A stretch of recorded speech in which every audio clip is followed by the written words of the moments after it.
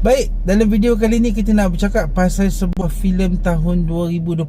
Filem ni merupakan sequel kepada filem Ice Road, okey, yang mana tak ada siapa pun minta sequel, okey, walaupun filem ni ada Liam Neeson.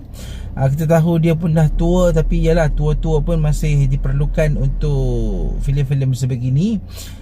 Ice Road tu tak adalah best sangat pun, cuma filem tu jadi special sebab ianya memaparkan tentang situasi orang yang bawa truck dekat kawasan berais. So it's a bit challenging, so boleh layan. Okay, tiba-tiba tahun lepas muncul sebuah lagi filem, iaitu Ice Road Vengeance. Okay, sebuah filem pasal watak lain, watak baru, banyak kawasan baru, refresh, cuma ada Liam Neeson je lah. Okay, so kita akan bercakap pasal filem Ice Road Vengeance ni, tapi sebelum tu kita intro.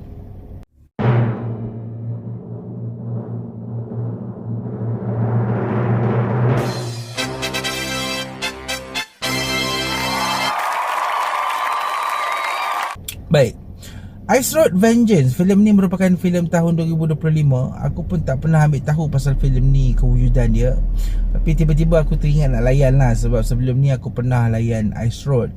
Okay, dalam filem ni dia memang lari terus tau. Memang ni, kali ni dia bukan dah cerita pasal truck, dia bukan bercerita pasal kawasan berais, walaupun filem ni still tajuknya Ice Road.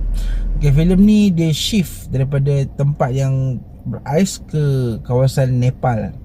Okey, pergunungan Everest, di mana watak sahabat kepada watak Liam Neeson kita ni, dia meninggal, dan kemudiannya dia ada hajat untuk abu mayat dia ni dibuang di pergunungan Everest. Okey, so watak Liam Neeson ni dia cuba untuk tunaikan permintaan dia lah. So dia pergilah ke sana, nak pergi ke kaki pergunungan Everest tu, tapi dia end up bertemu dengan satu konflik lah, yang mana akhirnya memerlukan dia untuk bantu settlekan benda tu. Okay, so ada kes perebutan tanah, ada orang nak beli tanah ni tak nak jual lah sebab nak buat empangan lah apa semua. So new things lah. Cuma yang menariknya filem ni dia masukkan watak Liam Neeson ni, yang mana kita tahu daripada filem pertama dia ialah pakar dalam memandu ataupun membawa membawa jentera-jentera berat ni. Okay, jentera-jentera macam sebelum ni dia ada kepakaran bawa truck. So dalam filem ni dia bawa bas. Okay, dan yalah, Nepal tu pun walaupun tak ada kawasan yang ice road sangat, tapi dia still ada kawasan-kawasan yang mencabar, yang boleh watak Liam Neeson ni guna untuk settlekan ataupun bawa ke tempat tu. So filem ni is not basically ice road sangat pun. Cuma Ice Road itu sekadar nak menyambung bahawa filem ni adalah sequel kepada filem Ice Road. But bagi aku, kalau siapa-siapa yang suka tengok filem action, filem ni ada action yang boleh tahan lah. Dia tak adalah best sangat. Action sequel itu biasa-biasa je, cuma action tu ada pump banyak. Tapi luckily filem ni ditayangkan dekat Prime Video kan, so still aku rasa boleh layan. Kalau kata filem ni dekat Pawagam, aku rasa tidur. Itu je lah. Sebab apa? Sebab satu perkara yang aku rasa agak lemah lah dalam filem Ice Road ini ialah filem ni lack of character development. Watak Liam Neeson, watak Fan Bingbing, watak karakter-karakter lain semua just ada untuk menyelesaikan masalah.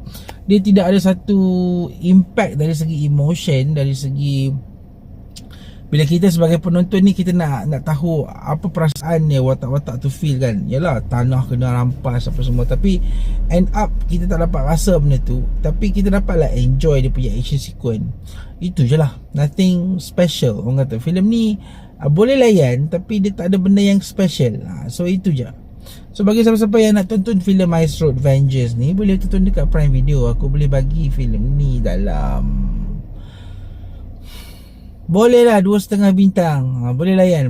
But kalau nak kata filem pertama tu bagus sangat pun, tak ada sangat. Cuma bagi siapa yang tetap suka Liam Neeson, nak tengok action sequence yang just action, tak nak fikir pasal character development apa semua, aku rasa movie ni boleh layan je. Cuma itu pulang kepada macam mana hang melihat movie ni, itu sahaja. Dan aku rasa itu je lah kot review ringkas aku berkenaan dengan filem Ice Road Vengeance. Kita jumpa lagi di video akan datang. Terima kasih. Assalamualaikum.